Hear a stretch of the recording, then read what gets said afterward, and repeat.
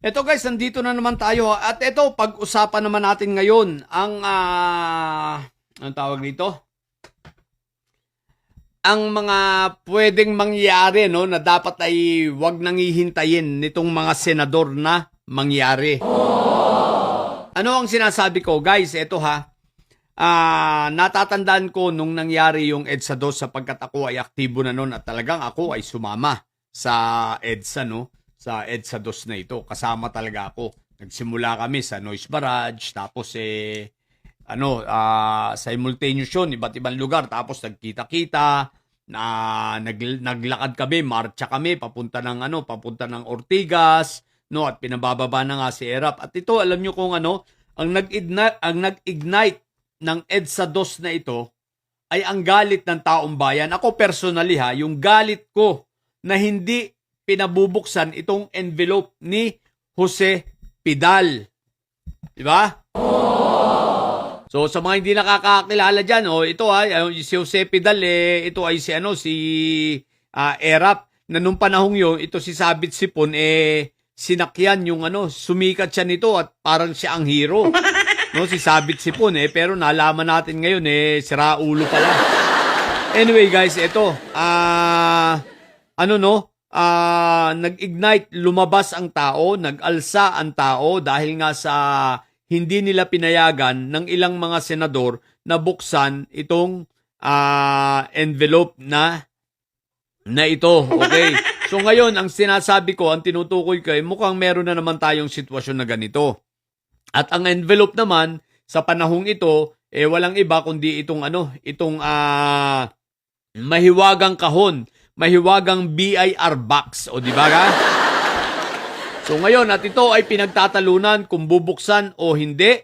So bagamat nagkaroon na ng kaukus, so maghihintay tayo ng desisyon, pero tayo ay nagbibigay ng babala sa ating mga senador, no? Sa mga kagalang-galang na judges natin. Bagamat ako'y kampante at naniniwala na kayo ay papanig sa tama. At ang majority sa inyo, sa total, ang botohan nyo na lang naman dyan ay simple majority. Ang marami sa inyo ay papanig sa taong bayan na gusto nang makita ng taong bayan kung ano ang nilalaman ng mahiwagang kahon na yan. Sapagkat ang taong bayan ngayon ng mga Pilipino ay naniniwala na itong si Inday Sayad ay mga pinaggagawang kalokohan at may mga hindi tama na pagdideclare even ng mga tamang pagbabayad ng buwis ang mag-asawa na pinaggagawa na yan. So ngayon, ang taong bayan ay gustong malaman ang katotohanan kung ito ba ay magtatama sa income nila, kung sila ba ay nagbayad ng tamang buwis, kung ang laman ba nila sa bangko tatama rin laban dito sa kumpara dito sa sa laman ng mga box na yan base sa kanilang mga ibinubuwis. So gusto ring makita ng taong bayan at huwag ninyong pagdamutan mga senator judges, ha? Huwag ninyong pagdamutan ang taong bayan na makita at malaman ang katotohanan sapagkat tayo ang mga Pilipino mataas ang pagtitimpi niyan, mahaba ang PC pagdating sa pagtitimpi, pero marunong din mapuno at yan ay napatunayan na natin na magkaroon ng EDSA 1, nagkaroon ng EDSA 2 at muntik pa ang EDSA 3 dito kay Gloria Labandera, dito kay Unanay, di ba ga? Ngayon, huwag nyo nang hintayin mga senator judges. Huwag kayong matakot sa mga didilis. Yung mga didilis, walang bilang yan. Napansin nyo ba nakailang rally na sila? Dumadami ba sila? Umaasa na nga lang sila sa iglesia ng kulto. Diba? Ngayon, pati nga yung kulto, diba? Nag-iisip na yung mga miyembro. Kaya hindi na dumadami-dami ang rally nila, diba ga? Kaya ngayon, mag-isip kayo. Kapag yan ay hindi ninyo pinabuksan, baka mag-alma uli, baka ang taong bayan ay muling lumabas, bagamat may social media na ngayon, pero baka muling siguro ko magkakaisa uli yan at lalabas para lamang dyan, At sa pagkakataong ito, baka hindi lang vice presidente ang gusto ng patalsikin. Baka pati kayong mga senator judges, mawala sa pwesto ninyo dahil sa galit ng taong bayan. Kaya wag na ninyong hihintayin na mangyari yun, okay? Gusto nyo ba ng EDSA 3? Wag na.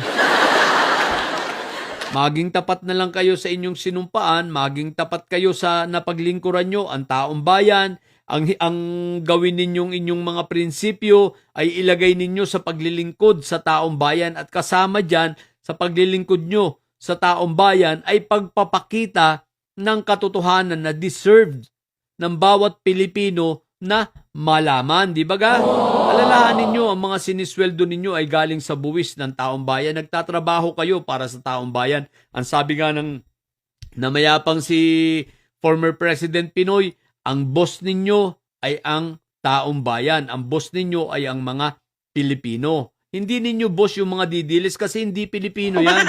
Yung mga didilis na yan, hindi Pinoy yan. Tandaan ninyo ha. Mga siraulo yan. Yan ay mga pro-China. Hindi yan Pilipino. Di ba? Yung mga yan ay mga walang ano yan, walang nasyonalidad yung mga hinayupak na yan. Dahil yung mga yan ay mga makapili. Traidor ng bayan, traidor ng Pilipinas at ipinagkanulo ang Pilipinas. Diba ka? At iko-content ko yan, yung mga ginawa nitong mga Chinese na siraulo na tinawag tayong mga Pilipinong mga unggoy. Kaya huwag kayong matakot sa mga yan. Ang pagsilbihan ninyo, Senator Judges, ay ang mga Pilipino. Simple lang naman. Huwag ninyong ipagdamot. Buksan ninyo ang dapat buksan. Isubpena ang dapat isubpena. Ang mga amlak, ang mga bangko para lumabas ang katotohanan sapagkat hindi pumapayag ang taong bayan na tayo ay binabalahura, binabalasubas ng isang vice-presidenteng may sayad, isang vice-presidenteng may saltik, di ba? Isipin mo yun, tapos ipagdadamot ninyo, aba, mali yan. Kaya mga senador, may pagkakataon pa kayo na ayusin ninyo, bagamat hindi na kami umaasa sa 5 senador. Sino yung 5 senador? Si Amy Bangabarena dahil isa yung siraulo. Si Antipetra, mas siraulo yan. Diba? Actually, yan ang pinakasiraulo sa lahat. Tapos si Pia Madamdamin na iyakin, no? Si Pia iyakin, Pia Madamdamin iyakin. Isa pa rin yan. May mga saltik yan. Sino pa? Siyempre, si Kambing Nana. Si Kambing Nana talagang hindi lang siraulo yan. Wala talaga sa hustong pag-iisip. At itong magkapatid na Villar. So, hindi na kami umaasa sa mga yan, no? Na palagay namin buong-buo ng pag-iisip niyan dahil sabi nga ni Kambing Nana, sunugin mo man ang mga yan, mga ngamoy Duterte yan. Okay? So, ngayon, tumingin kayo ay sa taong bayan, wag sa mga didilis dahil walang bilang ang didilis. Tandaan ninyo ha, walang bilang yan, lalo sa mga re-electionist. So, simple lang ang hiling namin. Ipakita, buksan ang kahon, ipasubpena ang mga dapat isubpena, at para sa ganun, makita ng bayan ang katotohanan. Dahil kung wala namang kasalanan si Inday Sayad, maiintindihan ng taong bayan yan, di ba? Kung wala talaga siyang kasalanan at dapat niya yang patunayan. Okay? Kaya yun lang, mga senator judges, mag-isip-isip kayo. Makididilis ba kayo ng mga makapili? O kayo ay para sa bayan? Yan lang ang tanong, okay? Yun lang, sa mga bobong didilis at may sayad dyan na nyo. Ang tatay nyo ay preso, ang bibi nyo ay bobo. Manatili kayo mga bobo at may sayad sapagkat ang may sayad ay laging high blood. Bye!